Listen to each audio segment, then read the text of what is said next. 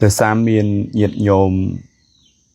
bàn ngòi hay xua thắm mát để tông rương bịa dục bùm buồn rương đấy thắm má có mình sau chỉ che đằng ấy tam buồn phong sôi bỏ chân đá bịa dục bùm buồn đấy tai bà rương đầm ra khmai dương bộ đầm ra khmai dương nứng còn miền đầm ra bỏ kê đá hay nhiệt nhôm clap bàn sắc xá lùm chắc clap bàn sắc xá có ai bàn đắng hay tam giặc nhằm cana sắc xa khá nắng cứ dân về thay dục bùm buôn và đói anh ấy việc tam thì sạp xên cái này ta sầm rạp đầm ra khai dưỡng tranh pi sầm Pol Pot máu là về chỉ long cắt sầm cà la phê mà vẽ tiền bộ cà la phê đó gạo sầm nắng về cà la phê bộ chẳng cà long máu này để dân khơi long cắt máu nắng thầm mà chiết cam phò nắng về đâu cà la phê ở lại tê về rồi sẽ chặt thò toàn khơi tê mà thà nó bàn cô giới về nó không cầm lăng bạc cừu, cái bạc cừu tranh pi smile pot nó cừu môi hài,แต่เดี๋ยวtranh màu tiền nó có về nó cầm lăng bạc cừu hay cầm lăng bạc cừu nó mình sầm đào từ lơ mê để xa mê được nom được xa thế vì cầm lăng thom mà chuyện này thô nó về nó miên cầm lăng bạc cừu, vì nó cầm lăng còn là dụng này vì nhiên là thiệt, khơi nhé, rồi dạ, cái lon màu nó không ai dừng mấy class là chùm nư à rục bay thật rục nong rục chụp ốc chụp bal hay mình ai chỉ đọc sai bàn này press và press ấy tranh màu từng bỏ vì đâu còn là dốc hai việc cá tranh chiến chấm bắn thầm mực bay từ nó gào nẹt thôn giờ trâu khné nhau là bạc cá vọt xem khné tao bay bạ và xong bị khổ sao mà nạ bay bạ khné cha bay bạ khné bỏ và rít sầm nạ riêng luôn nữa vì thà thầm mực bay từ nó cái trong giờ thà đi pan đây nó vì miền bay từ nó mình nu chiết xa môi nó nẹt thô nó bay khné có rụp rung khné té nè rụp rung khné banแต่รูปភាពខាងក្រៅទេតែចិត្តទីតេព្រោះគេហៅបណ្ដោចិត្តធម្មជាតិវិញ្ញាណធាតុក្នុងហ្នឹងកើតជាមួយក្រុមការពារសំណាក់ការពារអ្វីដែលខ្លួនខំតាក់តែងហ្នឹងហៅជាប់កលេសអមិសៈហ្នឹងរៀងខ្លួនអញ្ចឹងទៅព្រោះតែរូបភាពខាងក្រៅដើរមួយគ្នាតែក្នុងចិត្តទីតេណានេះនិយាយខ្លីហ្នឹងគេហៅថាយើងអាចថាយក8ក៏បានដែរគេហៅធម្ម8ទិសហ្នឹងមនុស្សអ្នកសិក្សាពធហ្នឹងអត់មានចិត្តមួយថ្លើមមួយក្នុងពុទ្ធពធប្រសងទេឬក៏ជាតិសាសមួយហ្នឹងគឺបែកបាក់ជាក្រុមជាបៈហ្នឹងគេឆ្លោះគ្នារឿងនយោបាយរឿងអីដដើមការដឹកនាំប្រទេសអីចឹងទៅ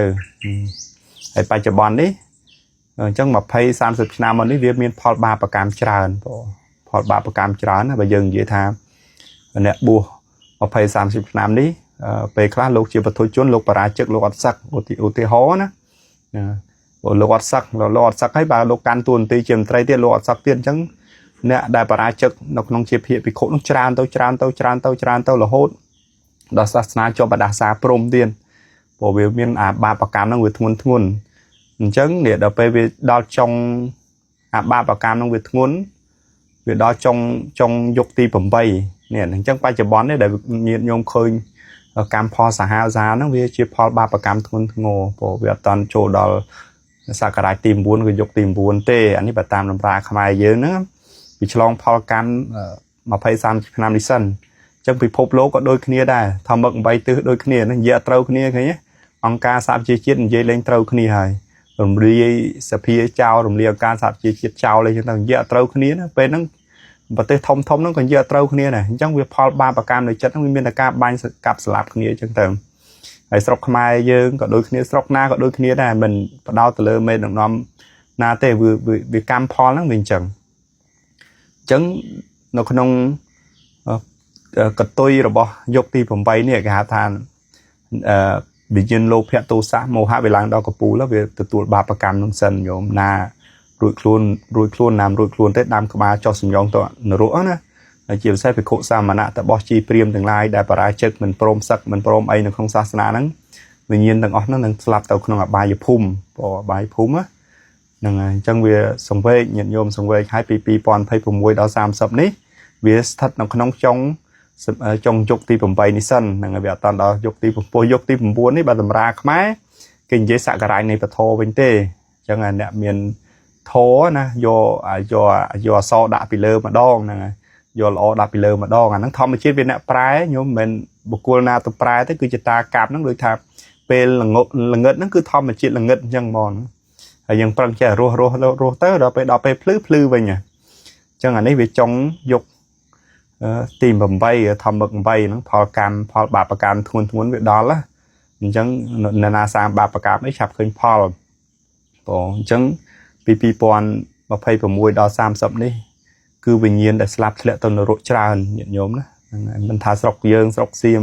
ស្រុកចិនអាមេរិកកាណាដាជប៉ុនគឺវាផ្ទុះពេញទៅនឹងឯងហៅសង្ខារអកុសលវាទូបែកធ្លាយទៅវិញទៅហើយចប់សាច់រឿងហ្នឹងហើយបើស្រួលមើលទេបើយកដល់យកទី9ពេលហ្នឹងមនុស្សល្អកើតឡើងច្រើនបានដឹកនាំប្រទេសច្រើនហើយមនុស្សរក្សាសិលបដិបត្តិក្នុងធម៌ក្នុងអីច្រើនហើយភិក្ខុសង្ឃសាមណៈលោកត្រូវធម៌ត្រូវវិន័យប្រសងបរាជិកលោកសឹកអស់ច្រើនអញ្ចឹងទៅហើយប្រសងណាបរាជិកព្រមសឹកព្រមអីទៅអាហ្នឹងវាចូលដូរយុគហើយវាចូលដល់យុគពធណាតែបច្ចុប្បន្ននេះវាអត់តាន់ទេញាតិញោមអញ្ចឹងត្រូវចេះរស់ក្នុងកលៈទេសៈនេះព្រោះរឿងខ្លះក៏ខន្តីឲ្យបានច្រើនព្រោះនៅក្នុងអំណាចផលបាបកម្មមកឡើយអញ្ចឹងវិញ្ញាណសត្វមិនថាយើងមិនថាអាត្មាមិនថាញាតិញោមទេណានៅតែផ្្លាត់ក្នុងធម្មជាតិនេះទៅហើយណាហ្នឹងហើយទៅហើយអបាយភូមិហ្នឹងវាចំហទ្វារ